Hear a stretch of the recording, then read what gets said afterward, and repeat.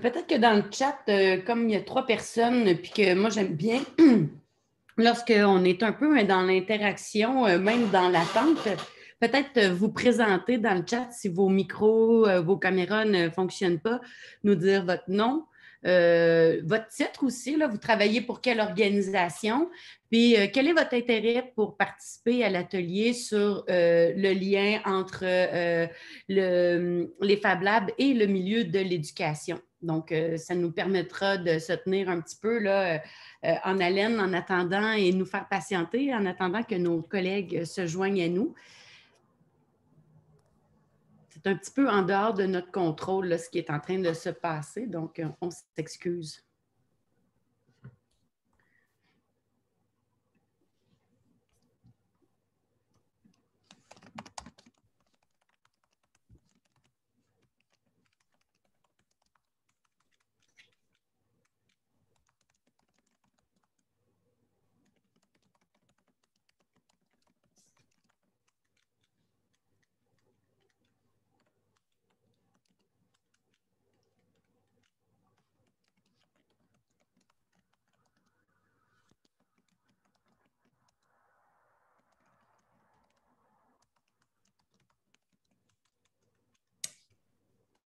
Rachel, j'ai envie de te dire de commencer à présenter le lien Fab Lab Éducation que tu vois en attendant que nos collègues nous rejoignent, réussissent à se connecter. Ça me va. Mais si je peux avoir une petite réaction de la part des participants, ça va me dire est-ce que vous êtes présent ou pas, parce que c'est plus intéressant de parler à des gens qu'à personne. Donc, bonjour, personne du Fab Lab de Brossard. Quel est votre nom? Allô, moi c'est Caroline Despatie, je suis la coordonnatrice du Fab Lab à Brossard. Enchantée. Allô. Quelqu'un du Collège d'Annecy? Pouvez-vous parler? Pouvez-vous minimalement écrire d'où vous venez? Il y a Christophe qui se joint à nous. Si tu peux ouvrir ta caméra. Anne Leblanc, directrice adjointe des études au Collège Annecy à Montréal. Nous avons un Fab Lab à la bibliothèque. J'aimerais avoir quelques idées pour sa mise en place. Oui, tout à fait. Donc, elle est mixologue et non mimologue de talent. Notre amie Annie, elle a fait une petite... Mais mimo, ça peut être intéressant aussi. Donc, et puis, on a Christophe, c'est bon. Donc, puis le Fab Bonjour. MCU, est-ce que c'est notre collègue qui vient d'Afrique? Alors, est-ce qu'il y a Francis? On attendait un autre intervenant. Sinon, ben, je vais me présenter tout de suite. Annie m'avait fait la demande. Donc, je m'appelle Rachel Bertium. Je suis contamineuse en chef au Living Lab en innovation ouverte au Cégep de Rivière-du-Loup et coordonnatrice du Fab Lab, le Fabule, qui est lié aussi au Centre de recherche et au Cégep de Rivière-du-Loup.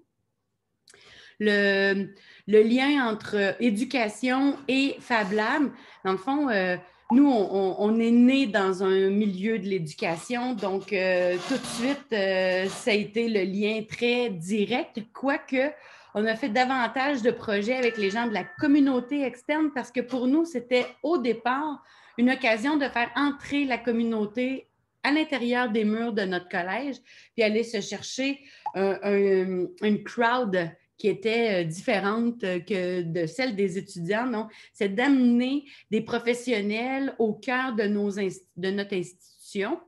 Et puis, petit à petit, bien là, de plus en plus de programmes prennent part au Fab Lab, des enseignants qui voient le potentiel de développement de leurs étudiants grâce à l'utilisation du Fab Lab, mais aussi comme étant le Fab Lab, un outil pédagogique et non fabriquer des outils pédagogiques à l'intérieur du Fab Lab, mais plutôt le Fab Lab comme outil pédagogique, ce qui est un peu différent de la part de Christophe où nous, au Collège de Rivière-du-Loup, les étudiants du programme en sciences naturelles, lorsqu'ils arrivent à leur présentation de fin de cursus scolaire, ils ont à faire un projet intégrateur.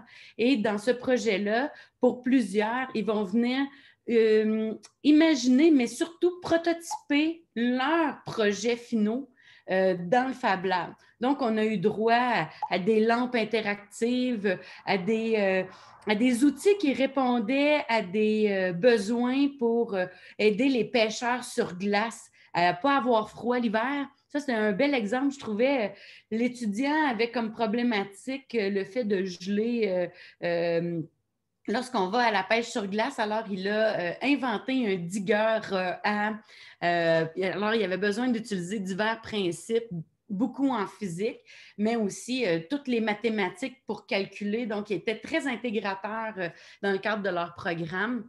Et présentement, bien, on met en évidence ce lien-là entre programme d'études versus possibilité de prototypage et d'usage du Fab Lab comme outil pédagogique.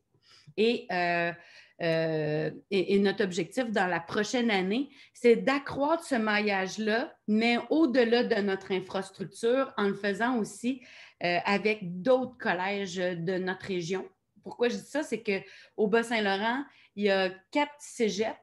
Et puis, il y a déjà 3 cégeps qui possèdent un Fab Lab dans leur institution. Alors, il y a des liens qui sont créés entre les Fab Managers des 3 Fab Labs et ça nous permet de faire des liens aussi avec les programmes et surtout sans vouloir semer quelque chose. Ben, si un fait quelque chose, ben, l'autre est encouragé à le faire. Donc, c'est un mouvement positif là, et virtueux de mettre les programmes un vis-à-vis l'autre pour s'encourager à utiliser davantage le Fab Lab comme outil pédagogique. Christophe, toi, tu veux te présenter ce que tu fais à Éducation le Fab Lab, parce qu'on n'est pas au même niveau d'enseignement du tout. Hein. Non, pas du tout, pas du tout. Alors bonjour aux participants, bonjour à tous. Alors moi, je suis professeur de technologie dans un collège en France, dans un collège dans une zone qui est considérée zone éducation prioritaire. J'ai des élèves qui ont entre 12 et 16 ans et j'appartiens moi à l'éducation nationale, et en parallèle de ça, donc moi je suis à mi-temps prof et depuis 3-4 ans, je suis aussi formateur au numérique éducatif. Donc c'est un peu relié aussi à cette fonction de Fab Lab. Moi, ça fait maintenant 8 ans que j'ai un Fab Lab dans mon collège, donc dans la structure collège qu'on appelle collège nous. Et puis, ça fait 8 ans que j'essaye d'un peu d'explorer tout ce qu'on peut faire avec les élèves, avec les équipements d'un Fab Lab.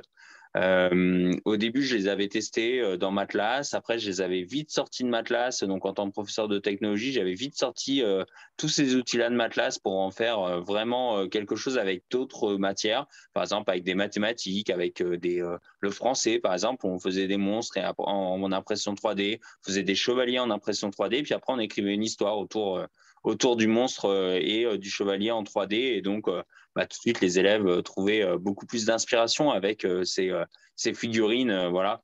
Et à partir de là, je m'étais dit, ouais, pourquoi pas aller plus loin et aller vraiment dans une démarche d'ouverture de l'école vers d'autres structures et puis faire ensemble à l'intérieur d'un lieu. Et donc, c'est vrai que moi, la démarche de Fab Lab me plaisait bien là-dessus. Pédagogiquement, je trouve que ça... Pour nous, en tant qu'enseignants, ça apporte 2-3 choses. Ça nous apporte déjà un côté où on fait avec les élèves, c'est-à-dire qu'avec les jeunes, on fait avec eux et on fait pas où on ne sait pas en avance, on ne sait pas ce qui se passe en avance, on ne sait pas ce qu'ils veulent faire en avance et puis après, en fait, on construit dans cette démarche avec eux et donc c'est vrai que pédagogiquement, ça change beaucoup de choses. Il y a ce côté aussi un peu ouverture. Alors nous, le Fab Lab, on essaye de l'ouvrir en club ou alors on l'ouvre en fin de journée scolaire. Et il y a ce côté un peu interaction différente avec le professeur, ce côté un peu, voilà, nous, on n'est pas maintenant le savoir, celui qui sait, mais celui qui fait avec eux, celui qui les guide. Enfin voilà, ça change complètement la posture du prof. Ça, voilà, donc ça, je pense que c'est important. Et puis, ensuite, c'est vrai que moi, j'ai tout de suite vu qu'au final, mon Fab Lab dans l'éducation, en fait, on était une niche, en fait, on était très, très, très peu.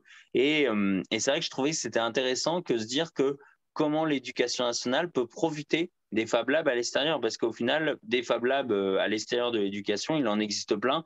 Je crois que de mémoire, la France, on est le deuxième ou troisième pays où il y a le plus de Fab Labs, ou en tout cas de lieux où on peut faire. Et c'est important, je pense, de rapprocher ça. Et donc pour ça, on a créé une assoce qui a organisé qui a participé à l'organisation de Fab 14 il y a 3 ans en France. Et on avait fait donc Fab Lab et éducation. Et de là, on avait créé une assoce que je vous mets dans le chat en même temps. Et on a créé une assoce qui s'appelle Tiers-lieu Edu. Donc je vous mets le forum. Et à partir de là, alors non, c'est pas la bonne adresse. Il faut juste que je la retrouve. Donc le donc forum.tierlieuedu.org. Et ce forum, ce qui est intéressant dans ce forum, c'est qu'en fait, on a vraiment essayé de répondre un peu à toutes les personnes qui étaient dans le monde de l'éducation, qui étaient en dehors de l'éducation, et on a essayé de les regrouper autour de cette volonté de vouloir rapprocher les deux mondes et faire en sorte que des labs de l'éducation nationale se retrouvent avec des labs hors éducation nationale et qu'on essaye de monter un réseau autour de ça. Aujourd'hui, voilà, à Tiers-lieu-Edu, on a 450 membres dans le forum. On est une trentaine ou une quarantaine de membres actifs et on se rapproche beaucoup du RFF qui, normalement, devrait arriver avec Constance qui pourrait nous parler, qui est la personne qui s'occupe de la com du RFF, donc du réseau des Fab Labs. Et puis, ouais. Et puis juste pour lancer peut-être ce que va dire Annie, peut-être aussi, je ne sais pas, on s'est rapproché énormément du réseau du REFFAO, donc qui est le réseau de l'Afrique de l'Ouest, enfin des Fab Labs de l'Afrique de l'Ouest, et sur lequel on les aide beaucoup au niveau éducation, et eux font déjà beaucoup de choses. Et donc aujourd'hui, on a la chance d'avoir tiens, je te laisse Annie de lancer la chose. J'allais effectivement, tu as lu dans mes pensées, présenter Francis qui a un cas très concret en Afrique. Est-ce que, Francis, je peux te laisser te présenter et te parler d'éducation et Fab Lab dans ton coin? Ben ouais, merci beaucoup. Merci. Bonjour à tout le monde. Moi, donc, c'est Francis Bokossa. Et oui, je pense il y a beaucoup d'éléments, beaucoup de thématiques que Christophe a abordées là. Mais en fait, nous, le Fab Lab que nous avons donc à Cotonou s'appelle Blue Lab. Et Blue Lab est allé rapidement en spécialisation par rapport à sa politique d'essaimage. Donc, effectivement, on a aujourd'hui un Fab Lab à Cotonou qui est donc spécialisé éducation numérique, un Fab Lab à Porto-Novo qui est spécialisé développement durable, environnement et tout ça, et puis le Lab Santé qui est un autre Fab Lab. Donc là, quand je prends le volet éducation numérique, puisque c'est ça qui se rapporte un peu plus au débat donc, de ce soir, alors dans le volet éducation numérique pour le Fab, en tant qu'espace Fab Lab, là, on a véritablement essayé de nous rapprocher beaucoup plus des enseignants, de nous rapprocher beaucoup plus du monde éducatif.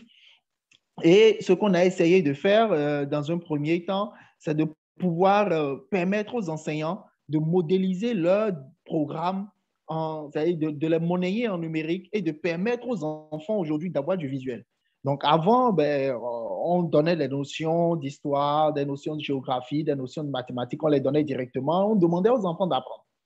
Mais aujourd'hui, les enfants eux-mêmes peuvent, avec ces cours d'histoire-là, les professeurs peuvent facilement, avec la production en Fab Lab, donner du visuel et permettre aux enfants de relier telle date à peut-être tel règne, de relier tel élément à peut-être tel truc. Du coup, les enfants ont directement un visuel. Et ce n'est plus de venir dire récitez-moi ça, mais c'est que les enfants, tout en se disant nous avons une classe.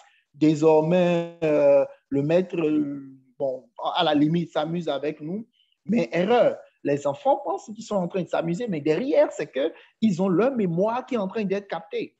Et donc, les enfants trouvent très intéressant, très amusant de se rallier d'abord dans ce nouveau système, donc où la manière de dispenser le cours par le professeur est complètement différente maintenant. Donc, l'approche est complètement différente et cette approche qui les accroche permet maintenant de faire le pont avec les outils utilisés en Fab Lab, donc l'impression 3D. On a eu cette pièce-là que vous avez utilisée, par impression 3D, voici comment la fabriquer, voilà comment. Donc, on a une approche complètement différente qui permet aux enfants d'assimiler plus vite. Ça, c'est au niveau des enfants, mais au niveau des professeurs et des enseignants en général, c'est que ça leur permet en fait de dispenser autrement et de dispenser plus facilement le programme qu'ils avaient à dispenser. Et derrière ça aussi, c'est que ça permet à l'enfant tout de suite d'avoir une certaine ouverture d'esprit, de pouvoir laisser parler son imagination et de pouvoir rendre de façon plus concrète à l'école. Parce qu'avant, le garçon devait être amené à réfléchir, à aller puiser dans ses cours, à revenir pour sortir. Mais là, tout de suite, ça dit, l'enfant laisse parler son imagination, l'enfant s'exprime et ne se cache pas derrière les mots utilisés par le professeur dans son cours. Mais là, l'enfant s'exprime, l'enfant dit avec ses propres phrases ce qu'il a compris et comment il est arrivé à faire en Fab Lab, comment il est arrivé à fabriquer ça, comment il est arrivé à sortir ça et quelle application il y a dans le cours. Et ça permet au professeur de mathématiques aujourd'hui de faire son cours beaucoup plus aisément. Alors, derrière ça, avec l'avènement de Corona et tout ça, avec le tiers-lieu édu, on a mis en place une plateforme de continuité pédagogique où ça fait la classe virtuelle qui permet à l'enseignant de venir déposer les cours, de venir faire les éléments, et à l'élève, par contre, de venir lire, de venir répondre, de venir déposer pour correction et tout. Donc ça, on a créé cet espace virtuel d'échange avec le professeur et les enfants, et c'est une expérience vraiment formidable. Et ça permet à l'enfant vraiment de se retrouver dans une école moderne, de trouver une nouvelle façon d'apprendre, de trouver une nouvelle approche de l'éducation. Et ça… je pense… Ouais, juste pour te couper, juste pour dire une chose, parce que tu me fais penser à quelque chose, mais c'est ce que moi j'ai ressenti en fait. Quand vous allez, alors pour ceux qui sont pas, ceux qui ont plus tard l'envie d'aller en Afrique, ou en tout cas voir un petit peu ce qui se passe en Afrique dans les Fab Labs. Les Fab Labs, on est dans les pays d'Afrique. Donc moi, j'ai eu la chance de faire le Bénin, j'ai eu la chance de faire le Ghana, et puis bientôt le Sénégal. Et en fait, les Fab Labs dans l'Afrique, c'est un peu vraiment des accélérateurs de faire entrer le numérique dans l'éducation. C'est vraiment le numérique dans l'éducation vient beaucoup des Fab Labs. Et en fait, nous, les Fab Labs, c'est vraiment fabrication numérique. Mais en fait, à partir de la fabrication numérique, ils font aussi rentrer le numérique dans l'école. Et ça, c'est très fort. Et ça, je pense que c'est une des choses les plus importantes qui se passe, c'est que les gens, quand ils viennent dans un Fab Lab, ils viennent pour les outils numériques, pour l'éducation, mais ils viennent aussi pour tout ce qui va être le numérique en règle générale. Et c'est vrai que ça, en Afrique, ça se passe beaucoup. Alors, je ne sais pas, tiens, Rachel, tu voulais dire quelque chose? Ton micro. C'est recommencer et le micro doit être ouvert quand je parle. Pour moi, l'approche Fab Lab, c'est beaucoup… Anne nous parlait dans ses intentions d'intérêt tout à l'heure dans le chat. Elles sont en train de mettre en place un Fab Lab, mais pour moi, un Fab Lab, c'est aussi un lieu d'apprentissage des compétences du 21e siècle qu'on nous parle dans le milieu de l'éducation.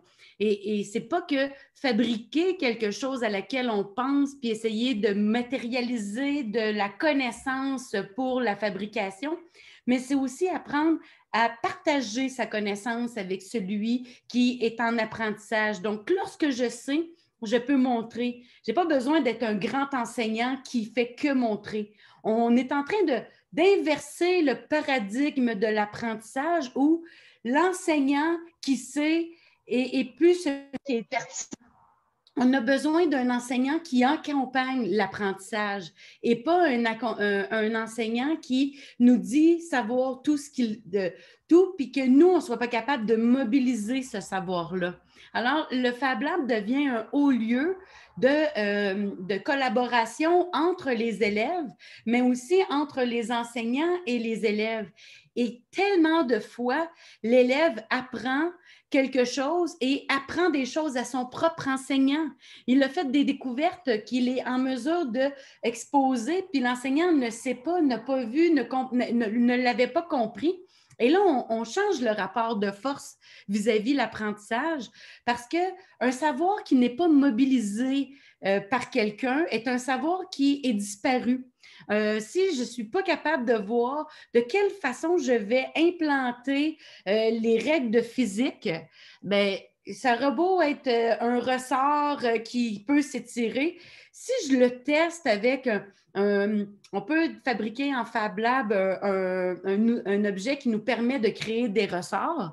Donc, si je fabrique un outil pour faire des ressorts, que je fais tester les ressorts et que j'ai compris comment est fait le ressort, bien, c'est un savoir qui est mobilisé et qui va me servir potentiellement pour le reste de ma vie.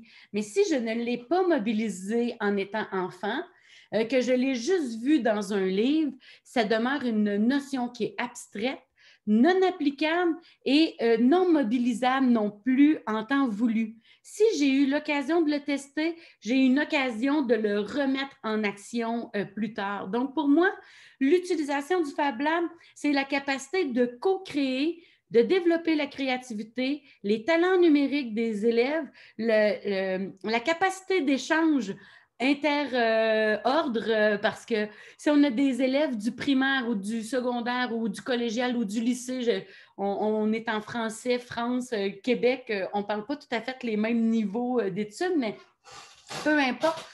Le fait d'être avec des professionnels parfois qui viennent aussi échanger avec nous. Nous, on a un professionnel qui fait du bénévolat à toutes les semaines depuis 3 ans au Fab Lab. Et après avoir parlé avec son employeur, ben, c'est même un professionnel qui a développé des nouvelles compétences puis qui a développé des nouveaux savoirs au contact des autres jeunes qui sont dans le Fab Lab parce qu'ils ont vu beaucoup de YouTube, ils ont appris à faire des choses par eux-mêmes. Donc, pour moi, le Fab Lab, c'est un haut lieu de co-création vraiment, là, puis c'est les valeurs, selon moi, profondes du Fab Lab. Nous devions terminer il y a 1 minute. Je veux absolument que Christophe présente un petit quelque chose avant qu'on parte. Puis il y a un autre atelier où on se retrouve ensemble qui suit, mais qui n'est pas dans le même Zoom. Alors, s'il y en a qui veulent poser des questions à Christophe, à Francis ou à Rachel, bien, je vous invite à aller voir l'autre atelier qui commence dans quelques instants. Ou alors, on peut rester dans celui-là. Si le mieux, c'est parce qu'en fait, dans l'autre, j'ai l'impression qu'il n'y a pas d'inscrits. Oui, Ben je viens d'aller voir, puis il y a des gens... ouais. Bon. Il y a des gens qui se sont inscrits entre les deux. Ouais. Ah, il y a des gens qui sont inscrits entre les deux? D'accord, oui. OK. Bon, ben, je donnerai à Francis le prochain, mais en sachant que là, il y a quand même pas mal de gens là qui arrivent, donc on va pas... voilà, bon. Sinon, au pire des cas, c'est quelqu'un ouvre le deuxième et renvoie sur celui-là, je sais pas, bon, on peut voir. Je vais aller dans le deuxième, Annie. OK, parfait. Est-ce que ça prenait un code pour ouvrir ou ben non, il s'ouvrait tout seul? Normalement, non. OK, parfait. Bon, ben je vous quitte et je reviens. OK, ben voilà. Donc, ouais, bon, on va rester là-dessus. Alors, on va rester là-dessus. Pourquoi? Parce qu'en fait, alors le deuxième, on s'était dit, voilà, comment faire de la com pour réfléchir ensemble et tout ça. Bon, après, comme on n'est pas nombreux, puis comme on est tout ça, bon, on va rester là jusqu'à 20h et on va continuer un peu dans la discussion. Non, surtout, cette notion donc, qui nous paraissait importante de discuter, qui était comment rapprocher vraiment ces Fab Labs qui soient dans l'éducation nationale, enfin dans l'éducation ou hors de l'éducation, et surtout comment les rapprocher de cette question d'éducation avec des personnes qui sont comme moi, par exemple, professeurs. Alors, j'ai un exemple à vous présenter, et puis je pense que Francis aussi aura un exemple, et je pense que je vais laisser quand même Francis présenter son premier exemple, qui est l'exemple là qu'il est en train de réaliser, pourquoi il est à l'IRD à Bondy là, donc il va vous expliquer pourquoi il est à l'IRD. Francis, si tu veux bien expliquer un petit peu. Ok, oui, merci. En fait, là, l'exemple typique donc de l'IRD, c'est la mesure donc de la pollution de l'air. Et c'est analyser les microparticules, donc les particules fines, pour déterminer en fait quelles sont ces particules-là qui agissent sur le déclenchement donc, de l'asthme chez les enfants ou sur les exacerbations sévères observées. Et l'objectif, donc, c'est de pouvoir, dans un premier temps, disposer de ces capteurs-là dans ces écoles et créer des clubs donc, d'animation dans ces écoles pour montrer aux enfants, donc le concept Fab Lab qu'on est en train d'aborder, donc, aux enfants, comment est-ce que ça se réalise, comment on le fait, pourquoi est-ce que ça le fait, comment on mesure et quels sont les éléments donc, qui interagissent. Donc, en fait, à la longue, c'est de pouvoir travailler sur 3, 4 ans avec ces enfants à les sensibiliser sur le fait que l'air que nous respirons, ben, en fait, l'air nous crée des problèmes. Et que ces enfants, maintenant, eux-mêmes, soient désormais des acteurs qui ont compris, des acteurs qui peuvent monter des capteurs, des acteurs qui peuvent, à la longue, savoir comment collecter ces données, et des acteurs qui peuvent, ce qui est très important, sensibiliser maintenant les autres autour et leur montrer comment ça se fait, par de gestes simples, très simples et ludiques, montrer aux enfants comment est-ce que ça se passe, comment est-ce que ça se fait, et répliquer ça dans tous les CEG pour que cela puisse être véritablement une source donc d'intégration, d'insertion de ces enfants dans un programme concept purement Fab Lab. Ouais, super, merci. Merci beaucoup. Et c'est vraiment intéressant parce que c'est vrai que nous aussi, moi, par exemple, moi, dans mon Fab Lab, alors dans mon Fab Lab, mais plus presque en tant que prof, hein, ben, je fais exactement la même chose. Je fais mais avec un autre Fab Lab, qui est un Fab Lab d'une université, l'université de la Sorbonne, qui, je pense, pas mal de gens doivent connaître. Et en fait, avec eux, bah, on est en train de, pareil, de monter des capteurs de qualité de l'air avec des élèves en 5e. Et puis, on les fait après mesurer dans leur ville et cartographier un peu la qualité de l'air Voilà. dans leur ville et réfléchir un petit peu à ce concept de bah, pourquoi j'ai des endroits où c'est pollué l'air, comment résoudre ça, comment diminuer, Ouais. etc., etc. Et à travers ça, voilà, bien sûr, utiliser toutes ces machines-outils du Fab Lab et comprendre toute l'intégration de moi-même, pourquoi je peux réaliser ce qu'on appelle aujourd'hui, nous, de la science participative. Voilà, moi-même, je suis capable de faire de la science participative et de participer Voilà. à de la science. Donc ça, Voilà. merci beaucoup, Francis. Merci bien. Je pense que je peux laisser aussi Constance se présenter et nous dire surtout aussi, elle, dans le RFF, pourquoi le rapprochement de l'éducation vous paraît essentiel, ou en tout cas, la notion d'éducation, pourquoi vous paraît importante? Ouais. Salut, bonsoir à tous. Donc, Constance Garnier, donc je suis active dans le mouvement des Fab Labs en France depuis 7-8 ans et depuis quelques mois chargée de développement de l'association Réseau français des Fab Labs.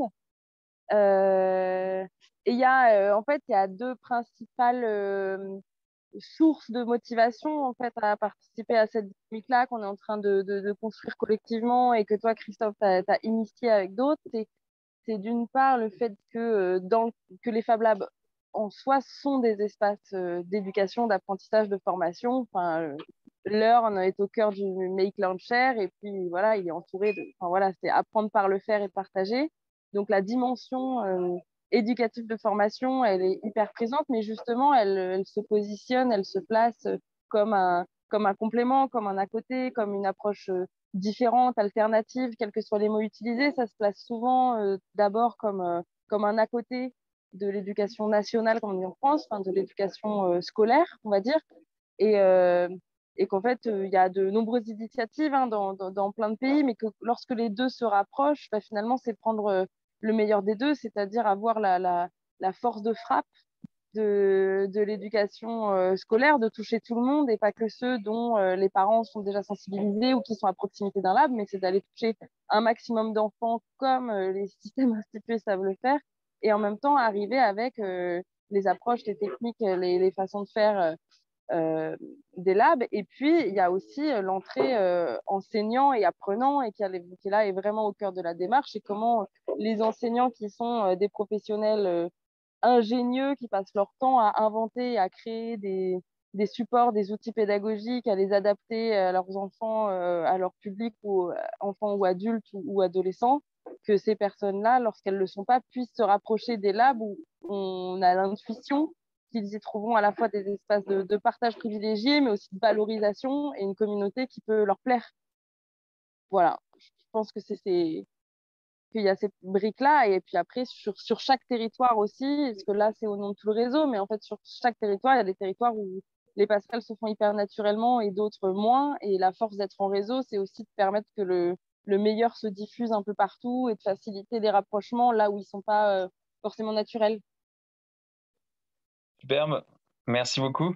Je pense que oui, et puis je pense que moi, du côté éducation, quand on avait souhaité un peu monter Tiers-Lieu Édu, donc l'association de profs qui veulent bosser sur les tiers-lieux éducatifs, parce que nous, avant tout, un Fab Lab, c'est un tiers-lieu. Hein, on va pas jouer sur les mots, mais c'est vrai que nous, on a voulu vraiment porter ce mot tiers-lieu avant tout, parce qu'on a d'autres formes de tiers-lieux qui peuvent se mettre en place dans l'éducation. Mais c'est vrai que le plus gros des tiers-lieux, enfin la majeure partie des gens qui font partie de l'association ont monté des Fab Labs au sein de leur association, enfin au sein de leur établissement scolaire. Et c'est vrai que nous, il était essentiel, je pense, de se rapprocher des Fab Labs, parce que pour nous, les Fab Labs, c'est ceux qui savent faire, et c'est là où on va trouver des gens qui ont beaucoup plus de technicité sur les machines-outils que nous, et c'est un espace où on va pouvoir rencontrer d'autres personnes et apprendre avec d'autres plutôt que rester dans notre coin, nous, en tant que professeurs. Et donc, je pense que c'était essentiel. Et à travers ça, alors pourquoi une des choses que nous, on a essayé de mettre en place à Tiers-Lieu Édu, c'est de mettre en place une semaine qu'on a appelée une semaine qui s'appelle je fabrique mon matériel pédagogique. Donc, je vais vous mettre en copie, voilà, sur le chat, je vous mets le lien. Donc, en fait, on a essayé de créer une semaine qui a créé en même temps une plateforme collaborative de fabrication d'objets pendant cette semaine. Alors, je m'explique. On a voulu faire une semaine où on a des Fab Labs dans toute la France qui pouvaient accompagner des professeurs pour fabriquer leur propre matériel pédagogique. Et donc se dire que pendant cette semaine, eh ben, on va avoir des professeurs qui vont se déplacer dans des Fab Labs et qui vont avoir la possibilité soit de créer des objets qu'ils ont vus dans une bibliothèque qui était déjà à demi construit, c'est-à-dire on avait déjà une quinzaine d'objets, soit de créer de nouveaux objets, et c'est là où c'était plus intéressant, de les documenter à l'intérieur de la plateforme que je vous ai copiée, et puis après, de la documenter pour tout le monde, et faire en sorte qu'après, il y a d'autres enseignants qui pourraient, à l'aide de cette plateforme, créer de nouveaux objets. Cette semaine, au début, on voulait la faire juste avant la pandémie. Et avant la pandémie, on avait quand même 80 labs qui étaient intéressés. Sur les 80 Fab Labs, on en avait une quinzaine qui étaient du réseau des Fab Labs de l'Afrique de l'Ouest et qui devaient participer aussi. Bon, malheureusement, ça ne s'est pas fait. Et donc, on a dû refaire la semaine un peu en mode on ne sait pas si on l'a fait, on ne l'a fait pas parce que les choses sont fermées plus ou moins. Enfin, c'était un peu compliqué. Mais on l'a quand même testé dans 15 endroits. Dont 2 en Afrique. Et on a testé et en fait, ça s'est super bien passé. Ça a fait des événements vraiment géniaux où à chaque fois, il y avait une dizaine de profs dans chaque lieu qui ont donc documenté là sur la plateforme. On est à 30 objets. Et on se dit, voilà, cette semaine, ça a été quand même une bonne dynamique. Ça a vraiment permis dans les retours qu'on a eu d'expérience sur le forum, vous allez voir, il y a des retours d'expérience que les professeurs ils sont vraiment intéressés dans le sens où ils se disent tiens en fait je pourrais faire du matériel moi-même et je peux concevoir des choses sur lesquelles je pense en fait et que je pensais pas être capable de réaliser. Et derrière, ce qu'on espère, nous, et je pense c'est ce qui s'est passé dans quelques labs, c'est que ces profs-là, ils ont envie d'investir le lab, eux, en tant que personne, mais aussi avec leurs élèves. Et puis que derrière, ils ont envie de faire rentrer ces Fab Labs dans l'éducation pour les aider à enseigner toutes ces technologies, cette nouvelle technologie, que oui, il y a des professeurs de techno qui peuvent le faire, mais pas tous. Donc voilà, donc c'est intéressant, c'était vraiment intéressant. Et donc là, on essaye de se dire l'année prochaine, ouais, on aimerait la remettre en place. Et on espère en tout cas, et c'est un peu l'objectif de rencontrer des gens aujourd'hui, et puis de cette rencontre avec le Québec et l'Afrique de l'Ouest que représente Francis au Bénin, eh ben, c'est cette question de se dire que l'année prochaine, faisons un événement beaucoup plus francophone, beaucoup plus important, et avec cette même volonté commune et surtout documentée à l'intérieur d'une même plateforme. Et ça, c'est intéressant parce que c'est comme ça qu'on fait des communs, quoi. C'est comme ça qu'on arrive à faire des communs. Annie, tu voulais dire? Ben oui, j'allais dire, c'est ça, ça peut être vraiment intéressant là, d'avoir cette semaine-là de création de communs distribués Québec, Afrique et France, mais il faut s'armer pour ça. J'avais envie de présenter Jérôme, qui est notre Fab Manager, ton expérience avec les professeurs. Quels sont les besoins? Qu'est-ce qui fait qu'un prof veut aller dans un Fab Lab? Le Fab Manager présentement a un orgueil complètement attaqué. J'ai toutes les misères du monde à me brancher sur les événements. J'ai rentré là parce que quelqu'un m'a copié le lien. Je suis en panique net. Par contre, bon, OK, on va reprendre sur le sujet. J'essaie pour attirer les profs, j'essaie bon, il y a toujours l'argument de vendre ce que le Fab Lab va donner, mais souvent, je vais essayer aussi d'ouvrir sur le fait que ça peut être nécessaire sur un point de vue personnel. Tu sais, c'est comme de se préparer à une révolution numérique puis tout.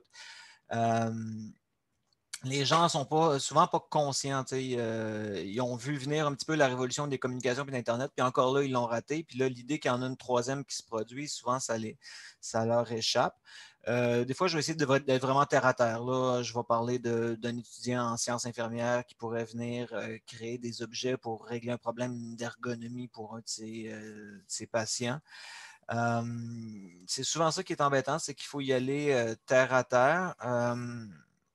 Je me paie des fois le luxe aussi, sans attaquer directement, de rire un petit peu des gens, des fois qui voient « Ah, ça c'est le laboratoire d'électronique, ça ne me concerne pas, ça concerne les étudiants en électronique industrielle. » Quand je fais ma visite, souvent, je vais dire, ben, regardez, les étudiants en électronique industrielle, ils ont l'équipement 1000 fois meilleur que le nôtre. Oui, ça vous concerne, cet équipement-là est destiné à vous et n'est pas destiné à des étudiants spécialisés dans un autre domaine. Fait que là, c'est le début de mon boniment, puis j'explique en quoi de maîtriser ça peut devenir intéressant. Mais je reste toujours coincé avec des cas sciences humaines. À part le fait d'étudier le mouvement maker comme un mouvement maker, c'est pas si évident que ça de les attirer. Comptabilité aussi. C'est sûr que vraiment, là, j'ai beau tirer dans tous les coins, puis ça marche pas. C'est principalement les deux formations là, qui accrochent énormément. Même sciences infirmières, je ne les ai pas vues beaucoup, mais souvent, ceux qui sont venus ont été très intéressés. Fait que, ouais. Oui, par cette réalisation d'être capable de définir un objet en rapport avec mes besoins très facilement, en fait. C'est ça qui plaît, je pense. Le côté d'ergonomie, par exemple, c'est un problème qui est hyper compliqué à régler et qu'en fait, une imprimante 3D ou la conception 3D plus une impression 3D après derrière arrive à avoir des résultats vraiment intéressants tout de suite. Et puis visuellement tout de suite, et puis réaliser tout de suite une deuxième essai, un troisième essai, et puis l'essai-erreur qui est hyper important dans notre domaine à nous. Mais c'est ça, je pense qu'ils ont besoin, ils n'arrivent pas à imaginer l'idée a priori. Ils ont besoin de cas précis. Pour les sciences infirmières, c'est facile. Là, il y a eu des cas de prothèses, etc. D'ailleurs, les hôpitaux ont généralement un employé qui est affecté à ça, à adapter des trucs pour aider le personnel. Fait que pour eux, il faut les amener des cas concrets. C'est idiot comme ça, c'est dommage. Ok, ouais, non, mais super intéressant. Super intéressant. Donc voilà. Moi, je pense que si d'autres participants, est-ce que vous avez des questions? Est-ce que, par exemple, Nicole ou Anne, avez-vous des questions? Êtes-vous intéressé par ces questions-là? Et est-ce que, par exemple, faire un événement comme ça en commun, c'est quelque chose qui serait intéressant pour vous ou pas?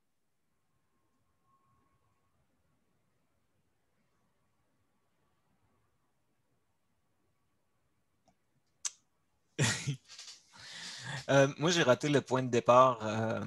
Faire quelque chose en commun, c'est quoi avec les autres Fab Labs francophones? Ouais, ce serait vraiment faire cette semaine de fabrication pédagogique et puis de se dire comment ensemble on est capable de faire une semaine où on invite des professeurs à construire des équipements pédagogiques pour eux et pour leur classe, et puis se dire, bah, tiens, il y a une bibliothèque qui existe déjà, qui peut les inspirer, qui peut leur montrer ce qui est possible de faire, et puis après les aider à leur dire, bah, voilà, comment vous ferez autrement, comment vous pourriez faire vos propres objets, et puis après, derrière, quand ils réalisent avec l'accompagnement des gens sur place, ben, ils se rendent compte qu'il y a une communauté, et puis qu'ils pourraient imaginer des cours avec leurs élèves. Voilà. C'est un peu l'idée qu'on a, nous, bêta-testé avec une quinzaine de lieux, qui a vraiment bien marché, et se dire qu'au final, ce serait dommage que cet événement ne soit pas qu'il soit uniquement en France, mais francophone, parce que ben, voilà, j'ai eu la chance de pouvoir très bien connaître le réseau des Fab Labs de l'Afrique de l'Ouest, aujourd'hui connaître des personnes en Québec, et donc au final me dire, voilà, pourquoi pas, lançons une semaine comme ça, un peu plus internationale l'année prochaine, quoi. On avait une enseignante qui est venue la semaine dernière au Fab Lab, Jérôme, avec lequel on pourrait associer Christophe, qui est au secondaire, et participer, cette enseignante-là et d'autres enseignants de l'école, de nos écoles secondaires, de la commission scolaire du Fleuve et des Lacs ou de Kamouraska, Rivière-du-Loup, à se joindre au mouvement puis d'entamer quelque chose. T'sais, on est au Québec, mais on n'est pas partout au Québec. Comparativement à Constance, qui a un lien peut-être très sur l'ensemble du territoire de la France, nous, de notre côté, on a peut-être nos tentacules on est bon quand on est proche de nous, puis tranquillement, pas vite, que ça aille plus loin. Parce que la proximité facilite, et comme on peut libérer peut-être notre Fab Lab pour cette semaine-là, ça facilite les transports aussi. Faut penser toujours que des Fab Labs au Québec, il y en a un peu moins qu'en France. En France, il y a quand même une belle... il y a une très bonne distribution de Fab Labs sur le territoire, tandis qu'au Québec, c'est en train de se mettre en place, je dirais, le réseau des Fab Labs dans le milieu des écoles. On en retrouve beaucoup dans le milieu des bibliothèques. Vraiment, là, il y en a plusieurs. En même temps, ceux qu'on trouve dans les bibliothèques sont un peu différents quand même de ceux qu'on retrouve dans les cégeps, où il y a différents programmes avec des machineries souvent un peu plus imposantes, un peu plus grosses aussi que dans nos bibliothèques. Bien sûr, moi, je dis souvent, moi, la bibliothèque est plus dans l'initiation de la fabrication numérique, plus que dans la fabrication vraiment, et que leurs outils et aussi les personnels, malheureusement, souvent qui sont dédiés à ça, sont beaucoup plus dans cette capacité à faire de l'initiation que de rentrer dans des choses très techniques. Et je trouve ça très bien au final, parce que ça met un lieu vraiment d'approche d'éducation aux outils numériques et d'initiation, et je trouve ça vraiment génial. J'ai l'impression que j'avais peut-être Nicole qui voulait peut-être prendre la parole, qui avait Jérôme, vas-y. Ah, tiens, Nicole, ouais. Est-ce qu'on me voit? On m'entend? Non, on ne me voit pas. Très bien, OK, là, on me voit. Ouais. Oui. Bonjour. Alors, moi, c'est Nicole Faudal et je suis dans le domaine des Fab Labs depuis 3-4 ans. Et puis, j'ai travaillé comme technicienne dans une école secondaire, dans un Fab Lab, qui était principalement utilisé par un département. Puis là, je vous ai beaucoup parlé de la difficulté d'aller chercher les enseignants pour venir au Fab Lab. Moi, la difficulté que j'avais, c'était comme un peu l'inverse, c'est qu'il y avait des enseignants d'un département qui était robotique et informatique qui monopolisaient donc le Fab Lab, et les autres enseignants, par exemple en art ou en histoire, n'avaient pas accès à ce lieu-là. Puis moi, je trouvais ça dommage. Fait qu'avec avec ma supérieure, on s'était entendu pour que j'essaie d'ouvrir des plages horaires de sorte que, justement, on puisse intégrer des enseignants qui ne sont pas du tout dans le domaine des sciences nécessairement, mais qui pourraient justement bénéficier juste du fait d'utiliser certaines machines pour créer, par exemple, je ne sais pas, des décors en art dramatique ou des costumes avec des LED, des choses comme ça. Donc, je pense que c'est ça, c'est que c'est dur comme autant de faire connaître le Fab Lab aux autres, mais aussi, je pense qu'il faut comme sensibiliser les enseignants, autant ceux qui utilisent le Fab Lab puis qui disent « Ah, moi, je connais ça, je sais comment ça marche, je sais ce que je peux faire avec », et aussi ceux qui sont à côté, qui sont un peu comme intimidés par le fait qu'eux ne connaissent pas. Fait qu'ils vont comme avoir tendance à laisser, ou je ne sais pas, souvent c'est des profs de maths, des profs de sciences qui sont dans l'univers des Fab Labs, là. Fait que, tu sais, d'essayer d'aller chercher justement les enseignants qui ne connaissent pas la technologie nécessairement pour essayer de faire en sorte que les étudiants aussi bénéficient du Fab Lab qui est au sein de l'école. Donc, c'était principalement ça ma remarque, c'est le fait que globalement, je pense de part et d'autre, il y a des difficultés. Je pense que c'est une question de mentalité aussi. Quand un Fab Lab naît, on dit un Fab Lab, mais encore là, ce n'est pas un Fab Lab, justement, s'il n'est pas accessible au public. Moi, j'ai toujours dit que celui qui était à l'école, c'était un laboratoire de fabrication, mais ça se limitait, ça n'avait pas la mentalité ou l'approche Fab Lab, justement, d'aller chercher du public aussi, d'ouvrir, par exemple, des heures accessibles à ceux qui sont aussi à l'extérieur de l'école, mettons, les fins de semaine ou du parascolaire, là. Donc, c'est ça. Fait que ça, c'est un défi, mais je pense que c'est les mentalités qu'il faut essayer d'intégrer dans les écoles. Quand on dit on va faire un laboratoire de fabrication qui va devenir un Fab Lab, il faut expliquer qu'est-ce que c'est exactement un Fab Lab, parce que les gens ils ne savent pas nécessairement c'est quoi toutes les valeurs qui se trouvent à être autour de cet univers-là. Fait que c'était simplement ma petite remarque. Non, merci. Non, très intéressant. Très intéressant ces côtés. Ouais, je vois que Jérôme, je vais te laisser la parole.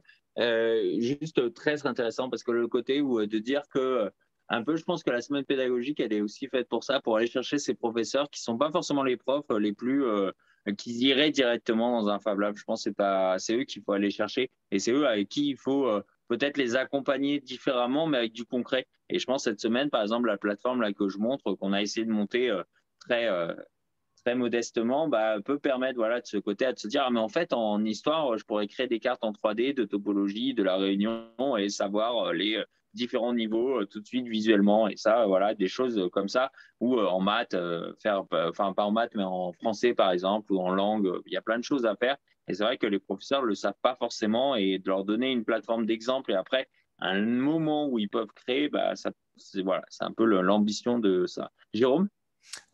Pour l'anecdote, on avait un prof de maths qui était venu découper une fonction mathématique. Il y avait une étudiante qui avait des problèmes de vision, fait qu'il a voulu lui faire palper la fonction. Ouais, c'était assez original. Je me rends compte, l'idée, ce que tu as dit de le faire fabriquer aux enseignants me semble quasiment essentiel. J'ai vu ça assez souvent, là, mettons, je croise un prof qui est avec un étudiant, je regarde le projet de l'étudiant, je lui dis, ça, c'est un truc qu'on pourrait facilement faire au Fab Lab. Puis souvent, je sens le prof lui-même devenir nerveux, puis devenir comme un peu... c'est palpable. L'étudiant sent que le prof trouve que c'est difficile. Puis ça se transmet, là, je niaise pas, là, c'est comme un chien. Quand le chien sent que toi t'as peur, t'es fait, là, c'est fini. Là. Puis c'est vraiment ce que j'ai vu souvent. Fait que l'idée de peut-être lui faire des trucs, je pense que je n'irai pas dans la formation complète sur Inkscape avec eux autres, mais lui faire un truc qui lui donne une petite victoire, 1 ou 2 victoires sur 1 ou 2 machines, pourrait peut-être les réconforter, ou au moins qu'ils arrêtent de transmettre cette peur-là. Là, j'avais un cas concret en plus. On avait un produit que l'étudiant aurait pu faire d'une meilleure qualité, qui aurait réglé son problème, qui aurait été plus vite. Puis, qu'est-ce que j'avais? De la peur. Non, je suis d'accord. Ah ouais, super intéressant. Super intéressant. Non, écoutez, voilà. Donc, moi, j'ai écrit dans le chat que je viens avec l'idée de Nicole puis de ce que j'entends depuis tout à l'heure. Dans une semaine où on déciderait de mailler la France, le Québec et l'Afrique étant donné la manne ou la masse de gens qu'on pourrait aller chercher, on pourrait aussi faire en sorte de thématiser des groupes où on pourrait avoir des ateliers à distance et qu'on ait des enseignants qui réfléchissent à du matériel pédagogique qui leur serait utile entre eux. Et à ce moment-là, on créerait une plateforme d'intérêt pour tout le monde aussi. Donc, c'est pas juste je l'ai fait puis je l'ai mis là, on y a réfléchi puis on s'est doté d'outils qu'on a envie de mettre en commun dès le départ pour qu'il y ait une affluence puis qu'on sache documenter ensemble l'information pour qu'on sache comment la retrouver aussi, l'information, puis comment on doit la consulter. Parce que c'était une des discussions qu'on a vues lors de Fab 14 à Bataille. C'est le fun, tout ce qui est transmis, mais des fois, on ne comprend pas tout comment est-ce que les gens font les choses. Donc, si on se dote d'un discours déjà en parlant qui se ressemble et qu'on se dote d'outils puis qu'on l'a fabriqué ensemble au moins une première fois, mais les fois d'après, c'est facile de réécrire à Nicole ou de réécrire à toi, Christophe, ou encore à Francis pour demander plus d'explications ou comment tu as procédé pour faire telle autre chose. Donc, en plus de donner, on se crée un réseau. Et ça a plus de possibilités, moi, je pense, sur un avenir proche. Complètement. Ouais, complètement. Je suis complètement d'accord. C'est vrai que ça. De toute façon, le but, c'est de faire réseau ensemble et créer des communs qu'on peut partager. Et puis voilà, vraiment cette question de créer une communauté, quoi. Et bon, voilà. Donc, l'idée, c'est vraiment que pour l'instant, on est vraiment qu'au début. La plateforme existe, hein. On a déjà fait le premier essai de comment communiquer, comment créer des choses. Et puis après, c'est vrai que localement, c'est vrai que l'idée de la semaine, c'est de se dire, voilà, on arrive avec des canevas qu'on construit interréseau. Et puis après, chacun prend ces canevas et crée dans son environnement cette semaine. Et c'est vrai que ça marche bien parce que c'est vrai que nous, on avait donné avait fait des choses géniales. Le côté de, bon voilà, nous, on pense cette semaine, mais s'il y a un jour avant, un jour après, ou voilà, on est complètement fluide. Et c'est vrai que ce côté, voilà, de créer des canevas pour que les gens puissent facilement l'organiser localement, mais tout en ayant un peu cette liberté totale dans l'organisation, ça marche vraiment bien. Et puis, on avait aussi mis en place un outil de cartographie où on voyait en fait où est-ce qu'on pouvait avoir cet événement, où avait cet événement. Et l'avantage de la cartographie, c'est qu'après, cartographier quelque chose, c'est après la communiquer dans nos réseaux et que les gens qui ne savent pas forcément cette semaine où elle se trouve, tout de suite, ils arrivent à voir où se trouve tel ou tel lieu.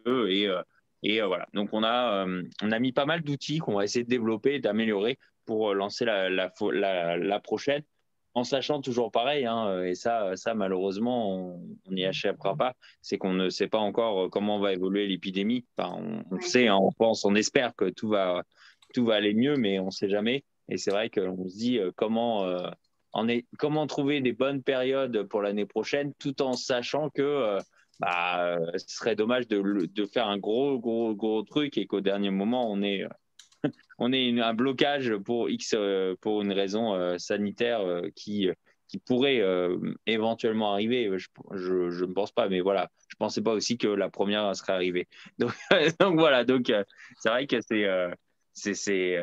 voilà, faut la lancer et faut s'y mettre et voilà, je pense que si on a quand même eu le gouvernement qui s'est assez bien positionné à l'égard de la pandémie où les gens qui ont été vaccinés 2 fois risquent d'être récompensés dans le sens où l'école revient, pas de masque cette année. Il y a quelques endroits où il faut rester à 2 mètres à la cafétéria, mais on revient dans un semblant de vie un peu normal. Et je pense que les gens vont avoir besoin de renouveler leur garde-robe pédagogique. C'est une façon de parler, là, mais ils vont s'être rendus compte que la pandémie va être venue jouer dans leur capacité. Et là, de s'associer avec des nouvelles manières de faire, je sens une disponibilité mentale pour les gens de l'extérieur. Ouais. Ouais, j'espère aussi. J'espère aussi. Quelle Annie, serait la meilleure semaine, Christophe, vous en France, pour réaliser une semaine, mettre en place des outils pédagogiques?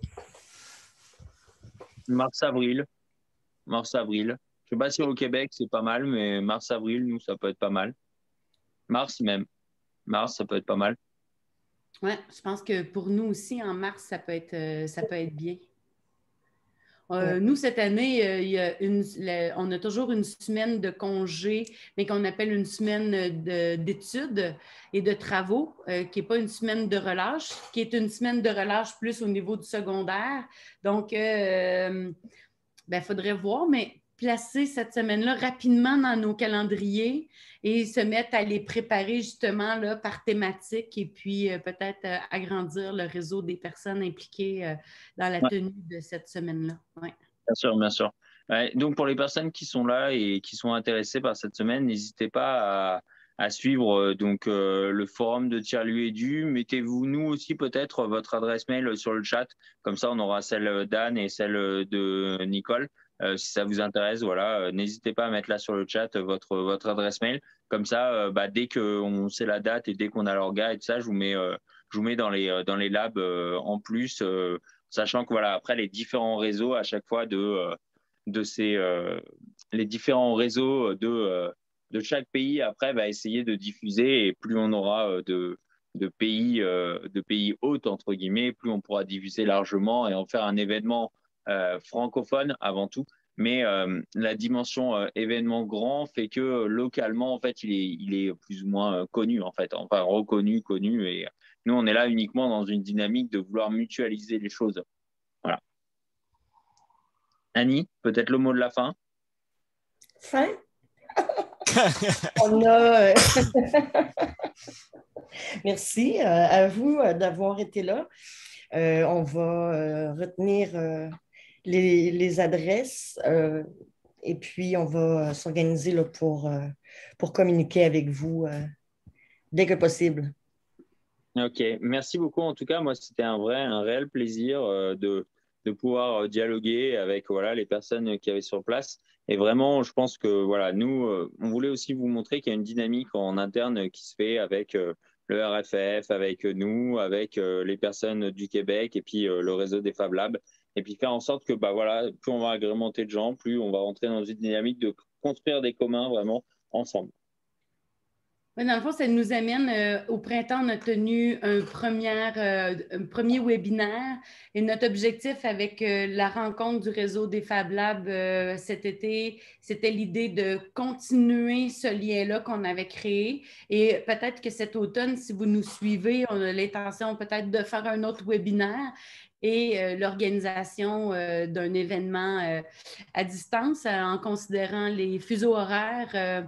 Donc, souvent, le plus simple pour jumeler et la France et le Québec, c'est pour nous l'avant-midi et pour la France le début d'après-midi.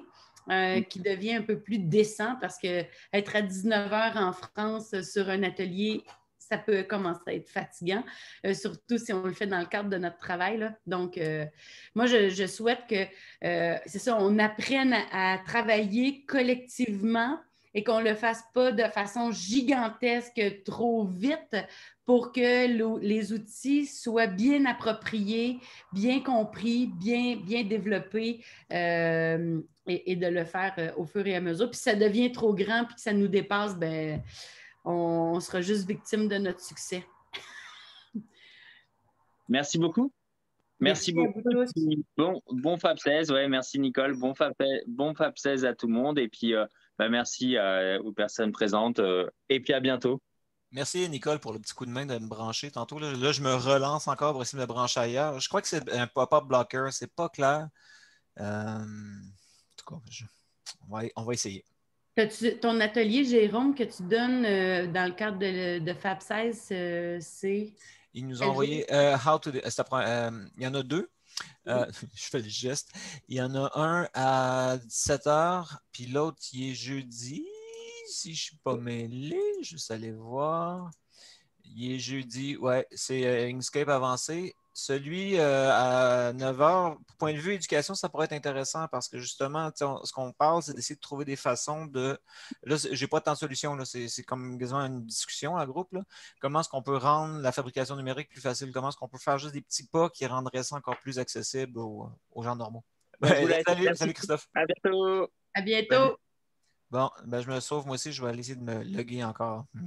Jérôme, je veux dire que nous, ils ont ouvert les salles avec 10 minutes de retard, les 2 fois. OK. Non, c'est pas ça. C'est que j'ai 2 hypothèses. J'avais pas de lien, moi, sur lequel je peux cliquer qui m'aurait logué. La première, puis tu sais, il était marqué l'événement était live, là. Fait que moi, j'étais en panique. Je me suis dit, je veux rentrer. Mais il y a 2 hypothèses. Il faut que tu fasses Add to my calendar, que tu envoies le lien dans ton calendrier puis que tu as cliqué dessus après. Ben, c'est ce que j'ai fini par faire, mais je trouve que c'est de passer par Rome pour se rendre à Babylone. Quand tu vas sur la plateforme sur laquelle on est inscrit, là, live.fablab au pluriel.io, là. Ouais, ben là, il y en a un, là, il y a Going, là, ou je sais pas quoi, là. Fait que avec ça, ça marchera peut-être, là. Fait que je pense que j'ai mis le doigt sur le bobo. J'ai même été me créer parce que je me suis dit peut-être que mon billet me donnait accès sur une adresse courriel, j'ai peut-être pris l'autre. Fait que là, j'ai essayé les deux. Bon, à tantôt. Salut, groupe. Salut, Jérôme. Je sais pas. Salut, Constance. Oui, bonjour. Rachel. Salut. Et toi, Constance, contente? Oui. Donc, on se redonne rendez-vous pour faire peut-être un débrief à partir de la semaine prochaine. On se donnera un rendez-vous pour qu'on puisse reparler des prochaines étapes. T'as compris? Super. Donc, à bientôt. Tu peux peut-être nous envoyer tes disponibilités? Parfait. Excellent. Donc, on va attendre ça. Puis merci encore d'avoir été là. Bye-bye.